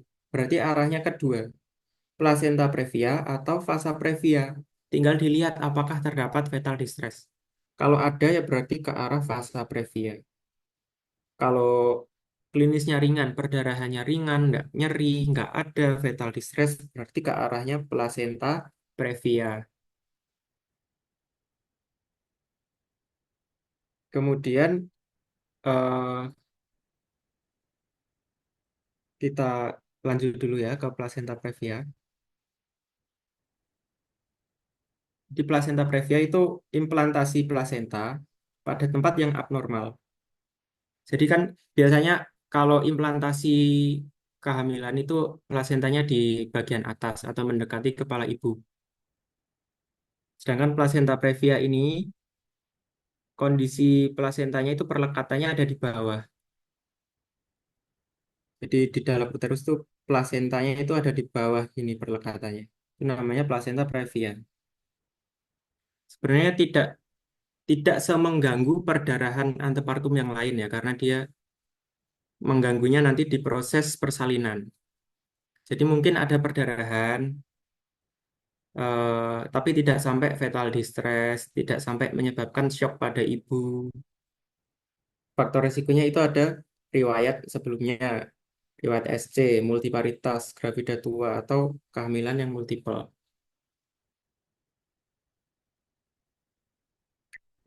Lanjut dulu gejala dan tandanya. Jadi previa, painless, jadi tidak ada nyeri dan darahnya itu bright red atau merah terang. Itu previa. Kemudian tidak tender, artinya perutnya nggak kencang banget dan tidak boleh di VT. Jadi lihat di gambar yang kanan ini, seharusnya kan normal plasenta itu letaknya di atas ini ya, tapi plasenta previa di bawah ini. Dan itu nanti ada klasifikasinya sendiri, apakah dia menutupi jalan lahir sampai total atau cuma setengahnya. Nah ini, jadi kalau plasenta previa yang parsial, itu lihat di gambaran ini. Misalnya ini jalan lahir. Plasenta previa parsial itu plasentanya menutupinya segini. Jadi jalan lahirnya itu ditutupin setengah. Kalau yang total, jalan lahir di sini, plasentanya benar-benar menutupi jalan lahir. Kan nggak bisa nih dilahirkan per vaginam karena mau lewat gimana pintunya ditutup. Kalau yang marginal, margin ya berarti batas. Ini kan batas jalan lahir. Plasentanya di sini. Benar-benar tepat di batas dari jalan lahirnya. Kalau yang low lying placenta, ini namanya plasenta letak rendah. Jalan lahir di sini, dia nggak sampai menyentuh jalan lahir, tapi dekat banget. Jadi plasentanya di sini. Dekat banget, nggak sampai 2 cm jaraknya dari jalan lahir. Itu plasenta letak rendah. Nah, ini Pravia Prase. yang plasenta previa parsial, yang komplit, marginal. Jadi harus bisa membedakan ya. Kalau di soal ditanyakan, dikasih Q&A clue-nya, eh, plasenta mengimplantasi pada batas jalan lahir. Berarti itu yang mana? Yang marginal. Kalau menutupi sebagian berarti yang plasenta previa parsial. Kalau menutupi total ya berarti yang total. Tiga ini disarankan SC karena nggak bisa lahir secara pervaginam, jalan lahirnya ditutupi. Kalau yang plasenta letak rendah itu masih memungkinkan pervaginam karena jalan lahirnya masih terbuka lebar ya, jadi masih memungkinkan pervaginam. Tapi kalau yang sudah plasenta previa itu harus SC.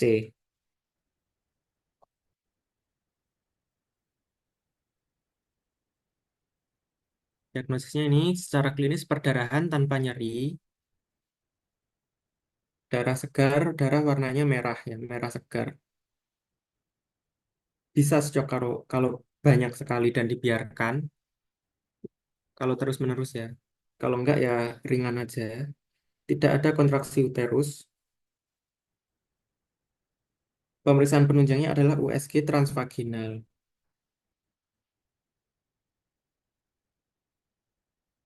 Nah, kalau dibiarkan abai gitu ya ibunya, dibiarkan perdarahan terus-menerus, setelah evaluasi dan pemeriksaan, kalau banyak sekali riwayat perdarahannya ibunya sampai shock, anemia, itu SC saja tanpa melihat usia kehamilan.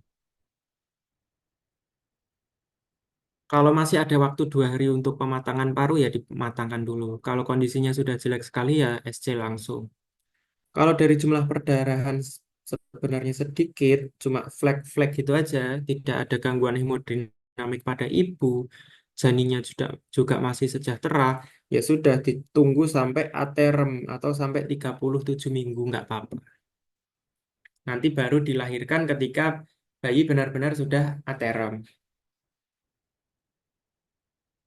Tata laksananya resusitasi kalau ada shock, nilai jumlah perdarahan, apakah baru-baru ini aja, cuma flek-flek, atau sudah dibiarkan lama dan perdarahannya banyak.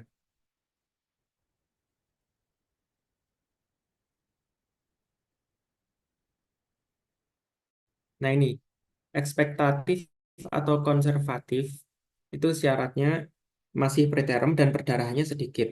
Jadi usianya masih kurang dari 37 minggu, dan perdarahannya ringan. Dalam arti kalau kita tunggu sampai dia eterem dengan perdarahan yang sedikit, tidak akan sampai menyebabkan gejala yang parah pada ibu maupun janin. Keadaan umum ibunya cukup baik, HB-nya masih normal, tidak ada anemia, janin masih sejahtera, itu ditunggu sampai seaterem mungkin. Kalau dibutuhkan ya rawat inap, tirah baring, nggak apa-apa. Antibiotik profilaksis kalau karena sudah ada perdarahan dan memungkinkan akses port di entry untuk bakteri mencapai eh, janin, jadi boleh diberikan antibiotik profilaksis. Tokolitik bila ada kontraksi. MgSO4 ini sebagai neuroprotektan kalau memang masih kehamilannya muda. Pematangan paru juga bisa diberikan kalau kurang dari 34 minggu. Dan sesuai kondisi kalau anemia ya perbaiki dengan sulfasferus. Kalau butuh transfusi, kalau parah banget ya ditransfusi. Kalau sudah mencapai 37 minggu, eh, determinasi aja. Nggak usah nunggu lama-lama lagi. Tata laksana yang aktif ini kalau kondisinya jelek, berarti langsung direncanakan terminasi kehamilan, tidak peduli usia kehamilannya. Atau kalau kondisi usia kehamilan datangnya pas cukup bulan, ya langsung terminasi, tidak perlu mikir pematangan paru, neuroprotektan, karena sudah paterm. Janin mati ya langsung di terminasi aja. Kalau mengancam perdarahannya banyak, ya terminasi. Lanjut ke solusio plasenta. Jadi solusio plasenta ini adalah plasentanya udah lepas duluan, padahal belum in partu. Padahal kalau secara fisiologis kan plasenta akan lahir di kala 3 ya. Setelah bayi lahir, baru kita berusaha melahirkan plasenta. Nah, solusio plasenta itu pelepasan plasenta sangat dini. Jadi masih dalam usia kehamilan, belum ada infartu, belum siap apa-apa, tiba-tiba ya terlepas saja plasentanya. Itu namanya solusio plasenta. Jadi separasi prematur pada plasenta. Baik sebagian atau seluruhnya. Dan dia dari tempat dia terlepas itu biasanya timbul perdarahan. Jadi misalnya ini uterus terus ada lepas gitu plasentanya kan ada space di sini dan itu perdarahan di sini. Nah, kita harus hati-hati karena ketika perdarahannya tidak merembes ke jalan lahir, kan kita nggak tahu, kita tidak biasanya tidak aware kalau terjadi perdarahan di dalam. Kalau perdarahannya di dalam tapi pasiennya shock, berarti harus dilakukan pemeriksaan USG untuk melihat jumlah perdarahannya.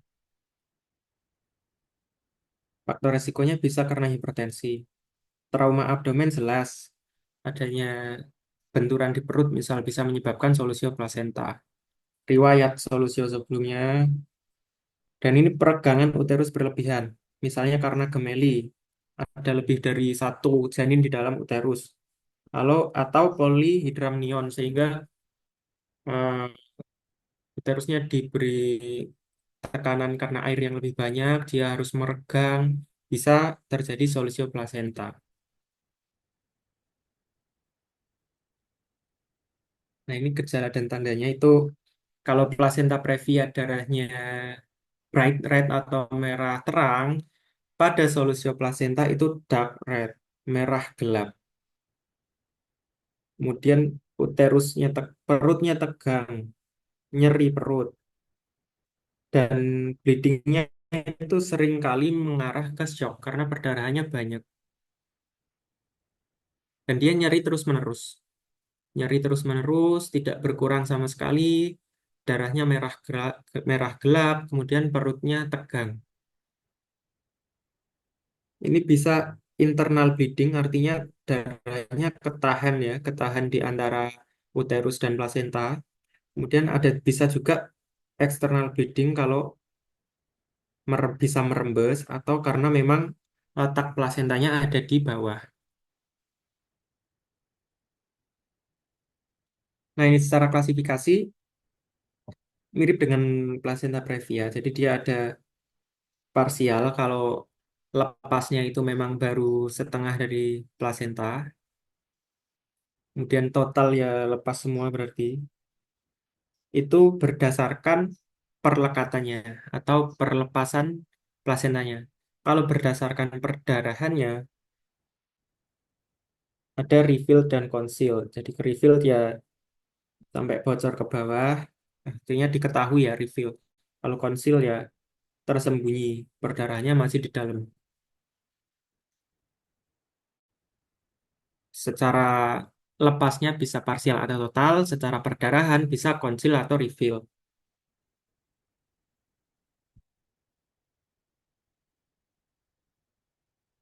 Kalau ini klasifikasi berdasarkan ringan sedang beratnya. Kalau di soal UKM PBD nggak sampai sedetail ini sih. Yang penting kalaupun keluar, tembak aja yang paling jelek atau yang paling ringan. Kalau KU-nya sudah jelek, shock hampir gawat banget ya yang berat aja. Kalau ringan ya masih belum ada komplikasi apa-apa. Keadaan umum ibu masih baik, tidak ada fetal distress, itu berarti yang ringan. Kalau tidak memenuhi keduanya, sudah ada gejala DJJ mulai cepat atau agak turun tapi nggak sampai yang parah, ya berarti yang sedang. Itu aja, ambil yang paling berat sama ambil yang paling ringan dulu. Kalau kok kira-kira ragu-ragu, ya berarti yang sedang aja. Tapi nggak ditanyakan sedetail itu biasanya. Nah, ini yang ditanyakan biasanya tata laksana. Lagi-lagi definitifnya ya terminasi. Karena daripada dibiarkan perdarahan terus-menerus, bisa memperburuk kondisi janin maupun ibu, jadi harus diterminasi. Kalau pas datang ke puskesmas gitu, ke vaskes pertama, pembukaannya sudah lengkap, dia boleh dicoba per vaginam. Tapi kalau pembukaannya belum lengkap, diarahkan ke SC aja. Boleh dikasih tokolitik dulu sambil diresusitasi, sambil dirujuk untuk persiapan SC.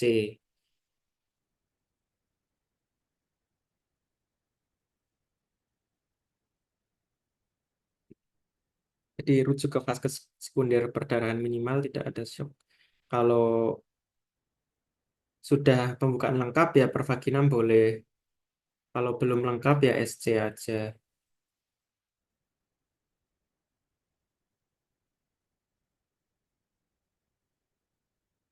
Oke, next. Ini yang sering ketukar dan bingung dengan solusio plasenta adalah ruptur uteri. Karena sama-sama nyeri, sama-sama perdarahan sering bikin shock, tapi bedanya adalah ruptur uteri itu karena memang robekan pada uterus.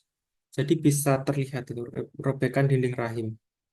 Yang namanya bundling itu bisa terlihat perutnya sampai cekung. Kalau solusio plasenta kan plasenta yang terlepas masih di dalam uterus, belum terlalu terlihat dari luar. Tapi kalau ruptur uteri bisa sampai ada bundle ring atau cekungan pada perut. Faktor resikonya karena SC berkali-kali biasanya. Jadinya kan ada scar di situ, ada bekas luka, bekas sayatan, sehingga ada resiko ruptur uteri untuk meningkat. Biasanya dikasih tahu sebagai Q&A clue pada soal UKMPPD, atau induksi oksitosin berlebihan, atau induksi oksitosin pada panggul sempit. Bayinya nggak bisa lewat ke jalan lahir, tapi dipaksa dikasih oksitosin, jadi mengejan berlebihan, akhirnya ruptur lah uterinya. Begitu juga dengan persalinan dengan alat bantu. Kalau memang tidak bisa lewat, jalannya nggak cukup, ya jangan ditarik-tarik. Yang kalah nanti uterusnya, ruptur dia pecah, sobek. Manuver Kristeller ini dulu sering dilakukan oleh dukun beranak. Karena dia nggak ngerti secara teori, nggak ngerti, didorong dari luar gitu, perutnya didorong ke arah jalan lahir, ke arah vagina. Itu kalau resikonya bisa ruptur uteri.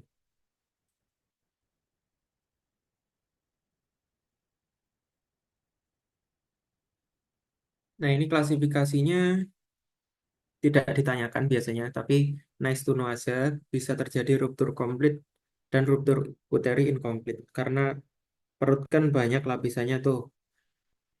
Dulu kalau koas ikut asistensi SC kadang sering dikasih kuis gitu ya, ini lapisan apa, ini lapisan apa. Nah, itu juga sebagai dasar klasifikasi ruptur uteri. Jadi di luar ada endometrium, kemudian myometrium,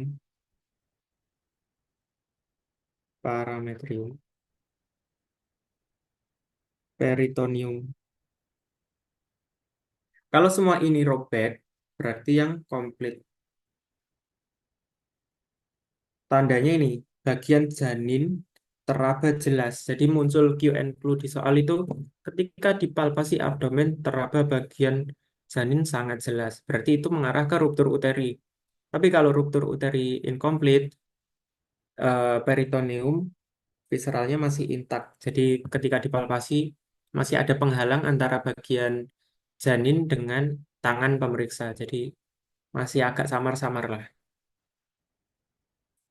Tapi tidak ditanyakan sedetail ini sih. Biasanya langsung mengarah ke yang ruptur uteri komplit. Di soalnya dikasih Q&A clue yang ini. Kemudian perdarahan, shock. Berarti teman-teman bisa mengarah ke ruptur uteri. Nah ini ya, normalnya seperti ini perut. Kalau ada cekungan dan tanjakan lagi, itu namanya bundle ring. Nyeri perutnya hebat, kemudian berkurang setelah ruptur. Berbeda dengan solusio plasenta. Solusio plasenta itu nyerinya terus-menerus menetap, tidak berkurang sama sekali. Itu perbedaan yang eh, salah satunya. Kemudian perbedaan yang kedua, adanya kontur perut abdomen yang abnormal. Di solusio plasenta tidak ada.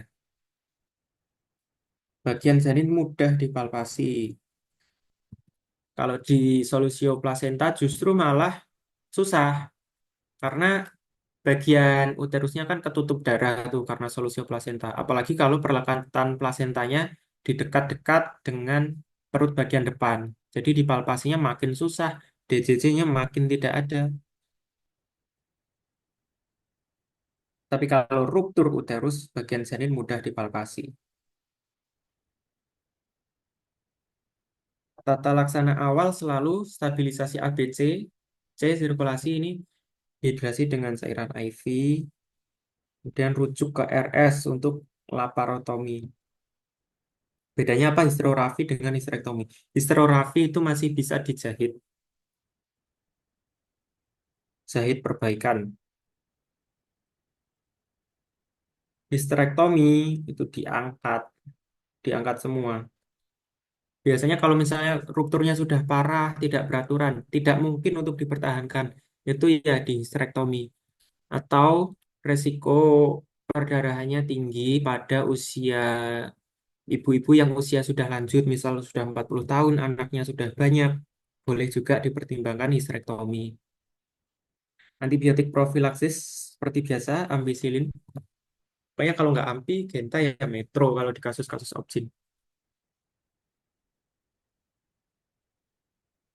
Next, kita ke fase previa. Ini yang kembali ke perdarahan di atas 20 minggu, tapi tidak nyeri pada ibu. Fase previa itu apa sih? Jadi, dia mirip dengan prolaps tali pusat, karena tali pusatnya ada di bawah, di bagian terbawah di jalan lahir. Cuma bedanya, pada fase previa tidak ditutupi oleh umbilical cord. Jadi tali pusatnya itu terurai, pembuluh darahnya kemana-mana, makanya perdarahan. Dan ini nggak nyeri pada ibu. Timbul perdarahan aja, tapi di ibunya bingung lah. Rasanya nggak ada apa-apa, tapi kok perdarahan. Ibunya nggak kenapa-kenapa, tapi bayinya yang bermasalah. Karena darah yang seharusnya mengalir ke janin yang memberikan nutrisi, oksigen, dan lain-lain, dia malah bocor merembes keluar. Jadinya keadaan umum janinnya itu jelek. Secara diperiksa itu tidak sejahtera, artinya bisa fetal distress atau sampai meninggal kalau terlambat untuk ditata laksana. Jadi definisinya pembuluh darah janinnya berada pada bagian terbawah, tidak dilindungi oleh umbilical cord atau jaringan plasenta. Faktor resikonya plasenta letak rendah, kehamilan multiple, adanya dua plasenta dalam rahim, padahal hanya satu. Jadi dua plasenta bisa salah satunya itu tidak efektif gitu. Jadi tidak ditutup umbilical cord terus perdarahan.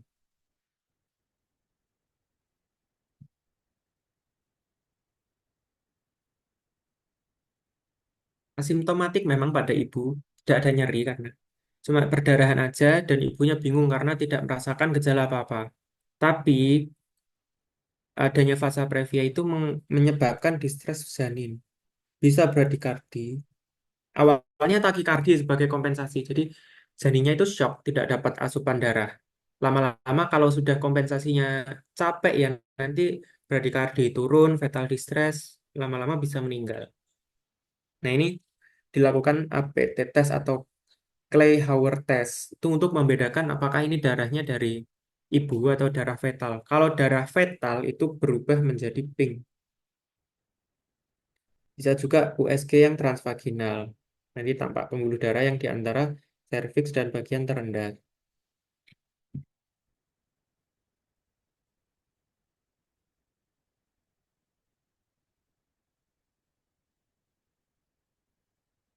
Tata laksana kalau sudah gawat janin ya langsung determinasi secepatnya, sesegera mungkin. SC emergency. Kalau tanpa gawat janin boleh dijadwalkan SC elektif. Tapi seringnya sih karena fetal distress ya SC emergency sih. Nah, jadi ini kesimpulannya. Per definisinya tadi sudah dijelaskan, tapi baca-baca ulang lagi aja biar nggak kebalik-balik. Karena istilah di Obgyn itu mirip-mirip, sering kebalik. Di benar-benar diingat. Kalau plasenta previa itu plasentanya di dekat dengan jalan lahir, bisa menutupi OUI. Darahnya merah segar dan tidak nyeri. Beda dengan solusio plasenta kan jauh. Darahnya merah hitam dan ada nyerinya. Plasenta previa ini mirip dengan fasa previa. Merah segar iya, tapi tidak nyeri. Cuma seringkali fasa previa ada fatal distress karena yang terganggu adalah vaskularisasi ke arah janinnya. Sedangkan plasenta previa cuma terganggu di jalan lahir aja.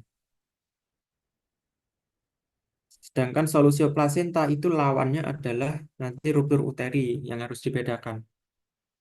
Solusio plasenta nyeri terus-menerus tidak berkurang. Sedangkan ruptur uteri nyeri hebat, kemudian ketika sudah terjadi ruptur, biasanya berkurang nyeri. Dan kondisinya sama-sama buruk, sama-sama bisa shock, kemudian awalnya juga nyeri hebat, mirip-mirip lah. Fatal distress juga bisa terjadi, tapi tadi ada bedanya kan, adanya bundle ring, adanya janin yang teraba jelas pada ruptur uteri. Jadi nanti kalau soalnya sudah keluar, teman-teman jangan sampai salah pilih, jangan sampai kebalik. Oke, untuk partum, mungkin ada yang mau ditanyakan? Nah, sudah jam 6 waktu maghrib, kita break dulu sampai 18.20 ya. Boleh istirahat sebentar, refreshing biar nggak jenuh. Nanti kalau pertanyaan boleh langsung dicat aja. Nanti ku jawab. Kita break dulu. Selamat istirahat selama sekitar 20 menit.